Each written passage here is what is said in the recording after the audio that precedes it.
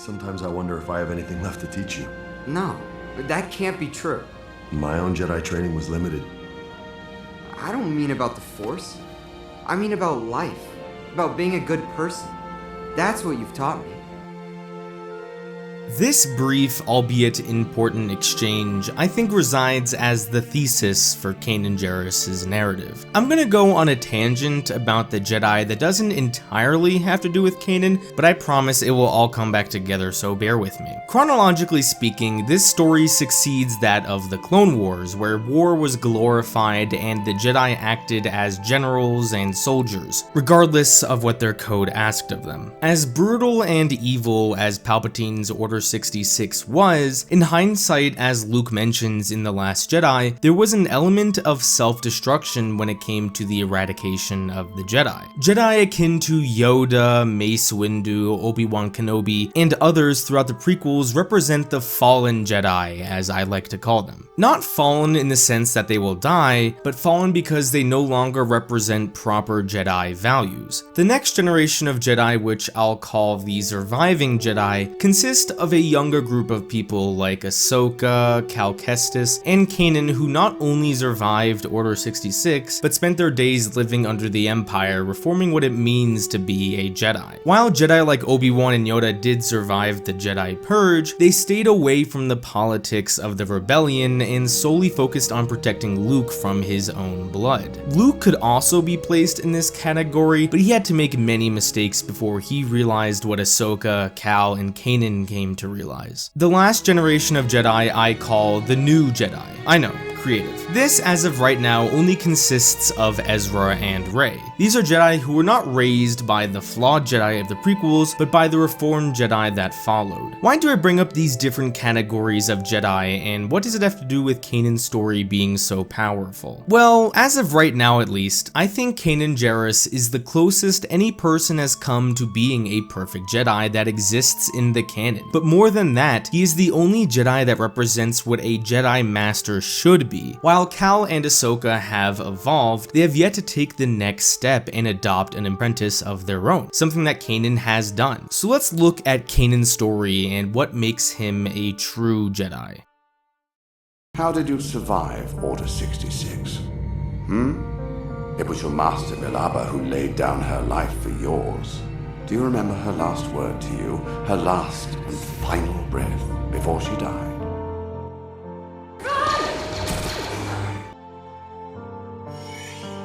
Kanan's story ultimately revolves not around his abilities, but around his insecurities. Kanan begins season 1 as a survivor. He was one of the few Jedi who survived Order 66, and since then all he has done is focus on surviving. Yeah, he and the Ghost Crew would sporadically attack the Empire, but he never committed himself to something larger. This is something we see in season 2 when he's reluctant to join the rebellion. The name Kanan comes from the biblical Canaanites, a group of people who were wiped out, but later it was revealed that there were a few survivors. Sound familiar? Ezra's entrance into the Ghost Crew is a physical representation of Kanan's insecurities. Kanan doesn't think he can properly train Ezra. He never completed his own Jedi training, so how could he possibly teach Ezra? For the first time, he is taking on more responsibility than himself. If Ezra dies or fails as a Jedi, then Kanan's insecurities would be proven correct. He feels inadequate, and throughout the first season we are shown this. When they get word that Jedi Master Luminara is alive, Kanan hopes to find her so she can train Ezra instead of himself. This frustrates Ezra as he feels he's being dumped by Kanan. Throughout the first season, Kanan is giving into his fear that he isn't good enough and fear that he can't train Ezra. When the Grand Inquisitor arrives, he further feeds Kanan's insecurities. He repeatedly bests Kanan in duels and tells Kanan that he was a coward for running away from his master. But what Kanan does, intentionally or not, is help raise Ezra as a good person before training him to become a Jedi. By the end of the first season, Ezra has a long long way to go when it comes to his Jedi training, but he has already made so much progress as a human being. Ezra began this story alone, stealing from people as much as he can. As someone who was on the run for most of his life, Kanan sees this and can empathize with Ezra. He wants to give Ezra the family that Kanan never had when he was his age. By giving Ezra a home and a family to love him, Ezra is able to gain the courage to speak out against the Empire towards the end of the season. When Kanan is captured, the rest of the Ghost crew loses hope. But as Ezra was once given hope by his new family, it is his turn to return the favor. Ezra speaks out against the Empire and attempts a rescue mission to save Kanan. During the final duel between the Grand Inquisitor and Kanan is finally able to let go of his fear after a fake-out death from Ezra. Kanan renouncing his fear finally allowed him to best the Grand Inquisitor. For the first time, Kanan was able to solely trust in the Force and not let the wrong emotions cloud him. The Jedi of the prequels may have been right about letting fear control you, but where they were wrong is love and compassion is a strength, not a weakness. It is Kanan's love and compassion for Ezra and the Ghost crew that allows him to surrender his fears. This is something that Kanan believes more strongly later on. Kanan has taken his first steps into becoming a stronger Jedi, but he has a long way to go.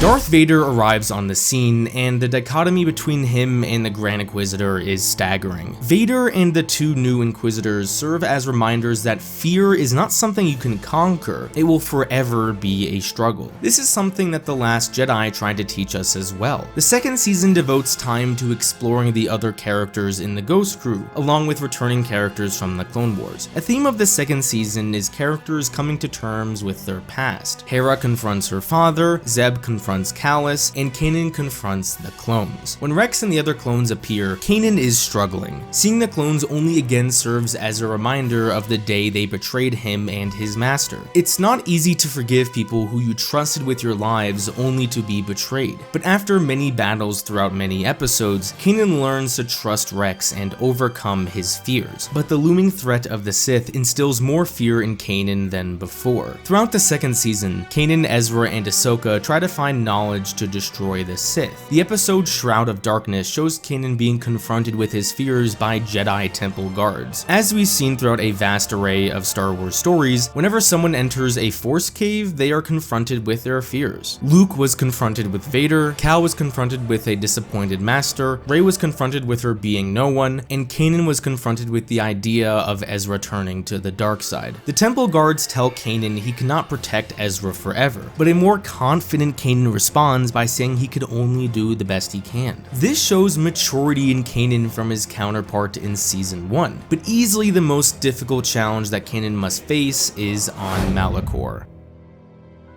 I've noticed there is a bit of confusion as to why Yoda sent Ezra and company to Malachor. Throughout season 2, Ezra and Kanan are on an aggressive path to destroy the Sith. This is not the Jedi way, and Yoda knows this. Yoda sends Kanan and Ezra to Malachor because Malachor will show them what happens when you go down the aggressive path. Malachor represents a graveyard of the dark and light sides, a place where the two tried to destroy each other. I don't believe he sent them there to confront Maul or the Inquisitors, but as sort of a history lesson. Nonetheless, they run into conflict. And just as Yoda tried to teach, aggression leads to tragedy.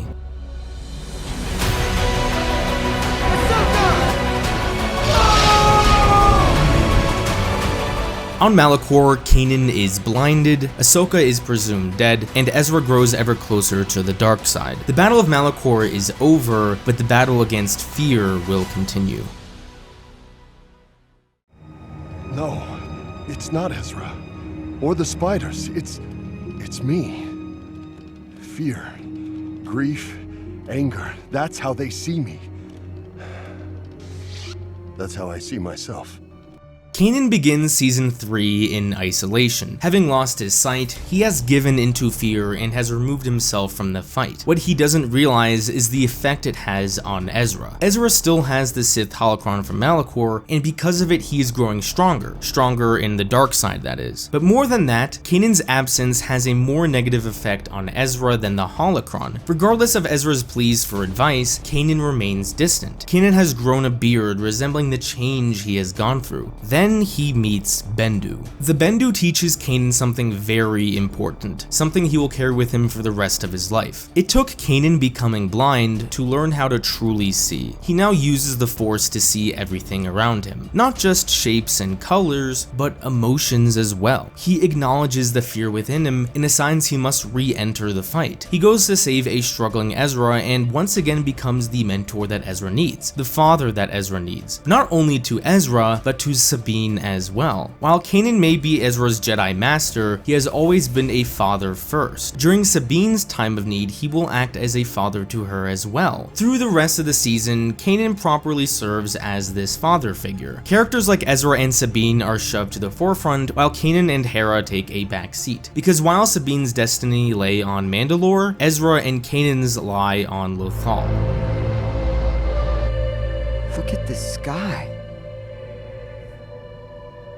Kanan, what have they done? While on Lothal, Kanan and Ezra run into the Lothwolves. At first, their purpose is confusing. It is obvious that they have a strong connection to the Force. The wolves repeat the word doom, but what Kanan comes to realize is that they are not saying the word doom, but the name Dune. Kanan's birth name is not Kanan Jarrus, but Caleb Doom. After Order 66, Kanan abandoned his name in order to better hide from the Empire, similar to how Obi-Wan became Ben. The wolves are not calling for Kanan Jarrus, but for Caleb Doom. From the beginning of the series, Kanan has grown a lot. He has faced fear after fear, but has become a better man because of it, a better Jedi because of it, a better father because of it. After engaging the Lothwolves on numerous occasions, he finally realizes his destiny. Kanan once wondered why he was always brought back to Lothal. He now knows his destiny is tied to this planet, but more importantly, his destiny is tied to Hera. The Jedi for the longest time forbid love. They saw love as a dangerous emotion that could lead to fear and anger and jealousy. This was the case with Anakin. Anakin's love for Padme ultimately led to the fall of the Republic and the rise of the Empire. So were the Jedi right? I would argue they weren't. Was it Anakin's love that drove him to the dark side, or the Jedi forbidding love that drove Anakin to the dark side? Had the Jedi Order allowed their knights to love, then more than likely Anakin would have remained on the light side. Remember how in the beginning of the video I talked about the 3 generations of Jedi? The first generation of Jedi would have never allowed any Jedi to love, but not the second generation. Besides a little fling with Lux, Ahsoka never has shown romantic interest in anyone. Cal may or may not have a thing for Marin, so I guess we'll have to wait and see there, but Kanan no doubt loves Hera. After she is captured by the Empire, Kanan will do whatever he can to make sure the love of his life doesn't perish. But he is not doing it in a controlling way like Anakin. He's doing it purely out of selflessness. Kanan cuts his hair and shaves his beard because he knows his end is near. I think at this point he knows he will die saving Hera, and he is at terms with that. For the first time in his life, and for the first time in this series, Kanan has no fear. When Kanan is confronted with what people fear the most, he is never more sure of himself. On top of the fuel depot, Kanan and Hera confess their love for each other, and then...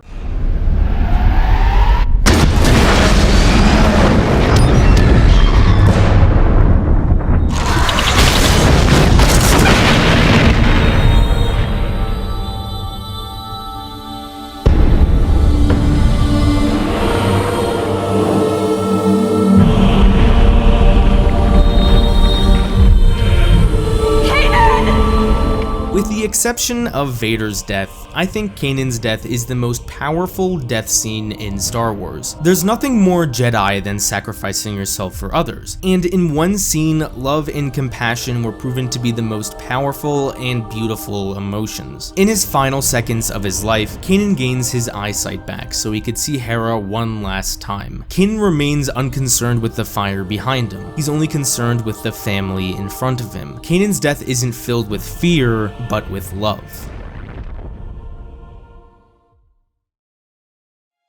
As Luke once said in The Last Jedi, no one is ever really gone. Kanan may be dead, but his legacy will remain. His death may have initially been tragic. We learn that ultimately it destroyed the fuel depot and ended Thrawn's TIE Defender project. But most importantly, because of Kanan's teachings, Ezra sacrificed himself to liberate Lothal. Ezra may be a great Jedi at the end of Rebels, but more importantly, he is a great man because of Kanan. A younger Ezra would have certainly opened the door for Palpatine in the the finale, but because Kanan and his new family showed Ezra love, he was able to resist. I don't think it was an accident that Ezra's final pose is the same as Kanan's. With the Ahsoka series looming, I think Kanan's influence will continue to spread through Ezra. While Ezra may or may not die before the events of the sequel trilogy, I think his and Kanan's influence will impact Rey in some way. I really like how when Rey hears the Jedi voices in The Rise of Skywalker, Kanan's words match what his whole arc is about. In the heart of Kanan lies his strength, so it's beautiful he passes down this knowledge to Rey. I'm calling it right now, Kanan's son Jacen Syndulla will meet Rey at some point. The date of this video is July 23rd, 2021, so when I'm eventually right about this, I'm gonna flex this segment of the video. And that is everything I have to say about Kanan Jarrus, a true Jedi. Thank you everyone so much for watching another one of my videos. Don't forget to unite the Claude Squad, and I will see you guys next time.